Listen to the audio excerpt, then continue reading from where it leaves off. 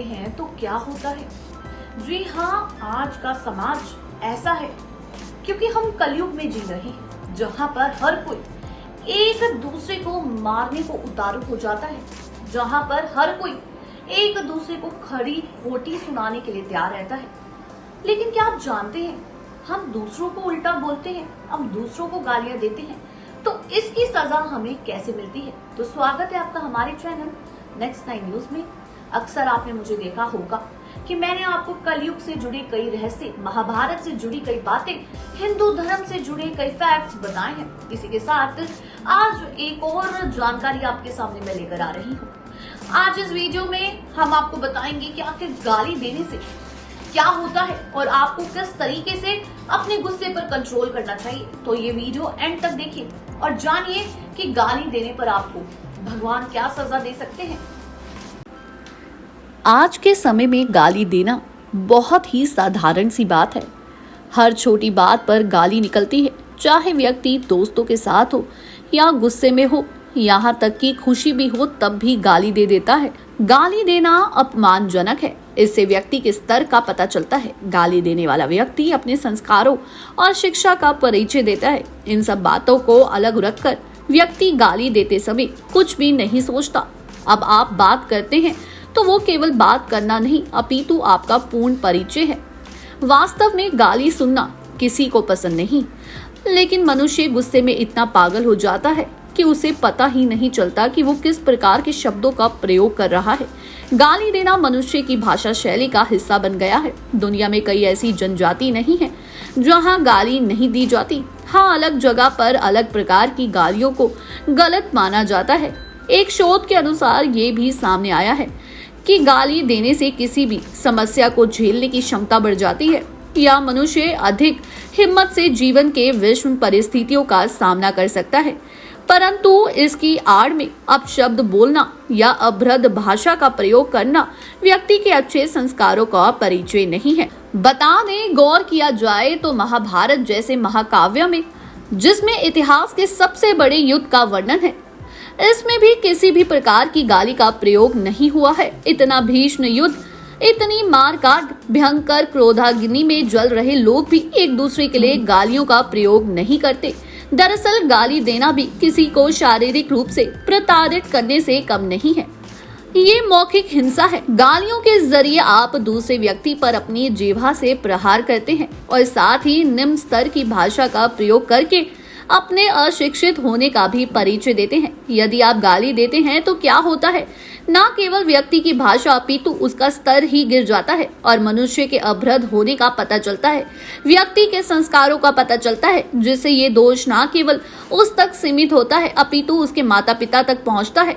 आप जिस व्यक्ति को गाली देते हैं वो जरूर आपको भी अपशब्द कहेगा, जिससे आपके संबंध तो खत्म होंगे ही, साथ ही आपका मस्तिष्क ऐसी स्थिति में होगा कि आप उसके लिए और भी बुरा सोचेंगे।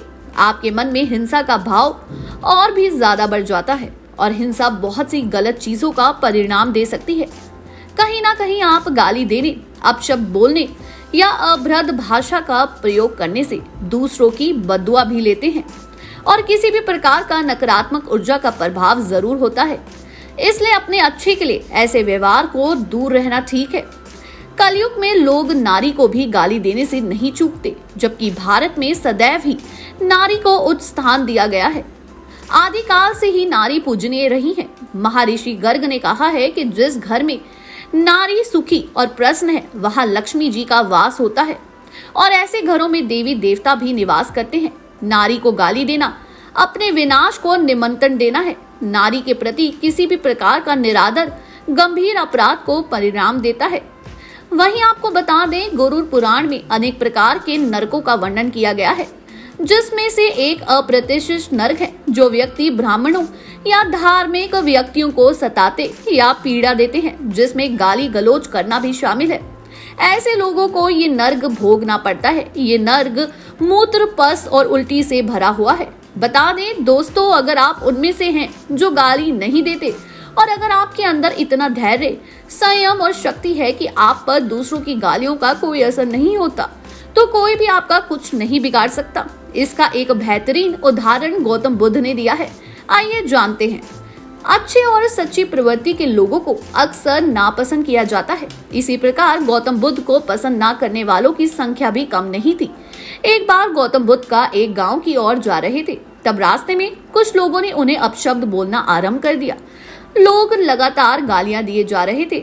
उन सबके चुप होने के बाद बुद्ध ने पूछा, यदि आपकी बात खत्म हो गई हो तो क्या मैं जान सकता हूँ? लोग देखकर हैरान हो गए कि इतनी गालियां सुनने के बाद भी गौतम बुद्ध पर कोई असर नहीं हुआ। तब लोगों ने कहा कि हमने कोई बातें नहीं की, मैं तुम्हें गालियां दी है, तुम पर कोई असर होता। बुद्ध ने उत्तर दिया कि यदि तुमने कुछ वर्ष पूर्व ये सब बोला होता तो अवश्य ही मैं तुम्हें तुम्हारी ही भाषा में उत्तर देता, क्योंकि तब मैं भी तुम सबके सम्मान अहंकारी था।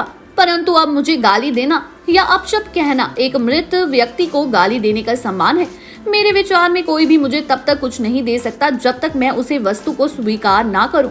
तुमने मुझे गालियां तो दी परंतु मैंने स्वीकार नहीं की, तो इन गालियों का मुझ पर प्रभाव होना बिल्कुल भी इस प्रश्न का उत्तर नहीं है। मुझे तुम लोगों पर दया आती है, क्योंकि अब तुम ये गालियां अपने साथ ही ले जाओगे और अपने घर परिवार मित्र संबंधियों में बांटोगे। तुम्हारी गालियां तुम्हें ही मुबारक। कहा जाए तो महान चरित्र हमारे ग्रंथों में उल्लेखनीय विचार एक अच्छा जीवन जीने का बेहतरीन मार्गदर्शन है, परंतु आज के समय में मॉडर्न जनरेशन के कारण लोग इन विचारों को अनदेखा कर देते हैं या मानते नहीं हैं। उन्हें लगता है कि यदि अपनी जड़ों से जुड़े रहेंगे तो लोग उनका मजाक उड़ाएंगे या उन्हें बैकवर्ड या पिछड़ा हुआ समझेंगे। बेहतर यही है कि ये सब दिखावा छोड़कर हमें समय रहते स्वयं को संभल लेना चाहिए। चरित्र निर्माण मनुष्य के लिए सदा ही बहुत महत्वपूर्ण रहा है। हमें हमेशा दूसरों के अनुसार नहीं, अपने अनुसार निर्माण करना चाहिए।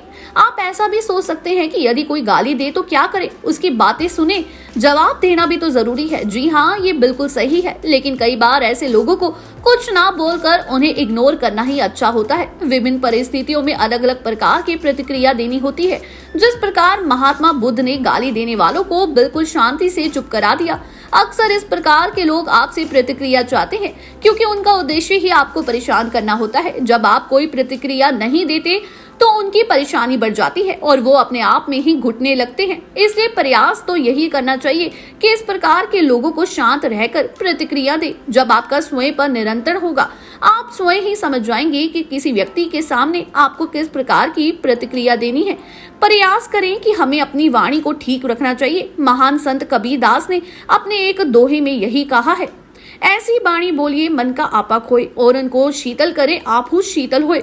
जी हाँ, बहुत आसान होता है किसी को गाली देना, लेकिन अगर आपको कोई गाली दे रहा है और अगर आप उसकी बात को स्वीकार ही नहीं कर रहे, एक्सेप्ट ही नहीं कर रहे, तो हमें उसकी गाली कभी नहीं लग सकती।